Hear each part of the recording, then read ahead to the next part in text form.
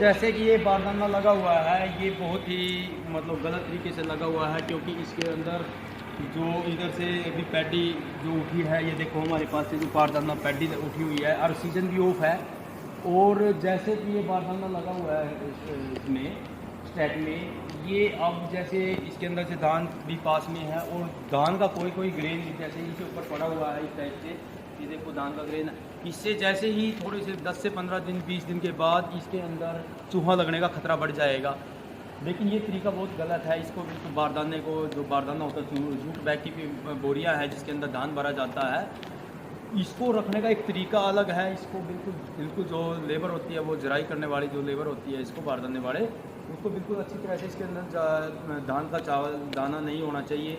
और इसको अलग जगह डाल के इसके अंदर बीच में कपूर की गोलियाँ आती है, वाइट कलर की कपूर की गोलियाँ, अगर बीच बीच में हम इसको डाल लेंगे, ऊपर से तिरपाल डाल देंगे, तो इसके अंदर चूहा बिल्कुल भी नहीं आएगा, क्योंकि उसकी स्मेल से चूहा मर जाता है और हमारा बारदाना भी सेफ रहेगा। क्योंकि एक बारदाना जैसे ये बैग होता है, अगर इसको हम नया बारदाना होता है तो ये कम से कम 100 से 120 रुपये की नई बोरी आती है। अब तो ये बिल्कुल डैमेज हो चुकी है, देखो चूहे ने बिल्कुल तरीके से इसको डैमेज कर दिया है। लेकिन अब 100 से 120 रुपये की बोरी होने के बावजूद अब ये सिर्फ 5 रुपये की या 10 रुपये की बोरी बची है, लेकिन इसमें हमारे को 110 रुपये तक का लॉस हो चुका है। इसीलिए ये बारदाना बहुत महंगा आता है, धान से भी महंगा बारदाना पड़ता है अगर उसकी कॉस्टिंग के हिसाब से देखें।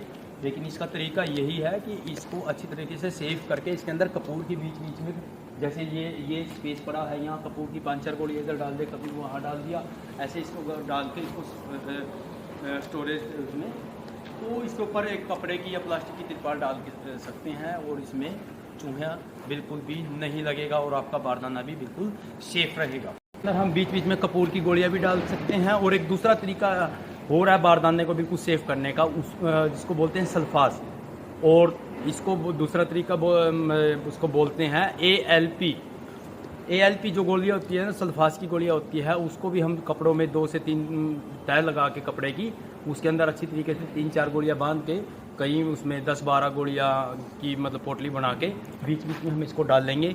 लेकिन उसका एक तरीका है, अगर बीच बीच में हम सल्फास डाल लेंगे उससे हमारा बारदाना बिल्कुल सेफ रहेगा।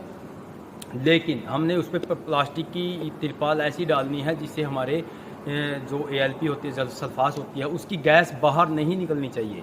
वो बिल्कुल अच्छे तरीके से डाल के उसके ऊपर उसको साइड से बिल्कुल दबाना पड़ेगा ताकि उसकी गैस बाहर ना निकल जाए। जैसे उसकी गैस बाहर निकल जाएगी, वो गोलियां बिल्कुल पाउडर हो जाएगी। जैसे उसको हवा लगेगी, बाहर की ऑक्सीजन मिलेगी, तो वो बिल्कुल उसको पाउडर बना देगी। तो उसका जो असर होता है वो नहीं ख़त्म हो जाएगा और चूहे भी उससे नहीं मरेंगे। वो तिरपाल बिल्कुल फ्रेश होनी चाहिए और कहीं से लीक नहीं होनी चाहिए। अगर लीक है तो उस पर आप टेपिंग कर सकते हो, जो पेपर रोल आता है टेप का, उससे आप टेप करके उसको बंद कर सकते हो।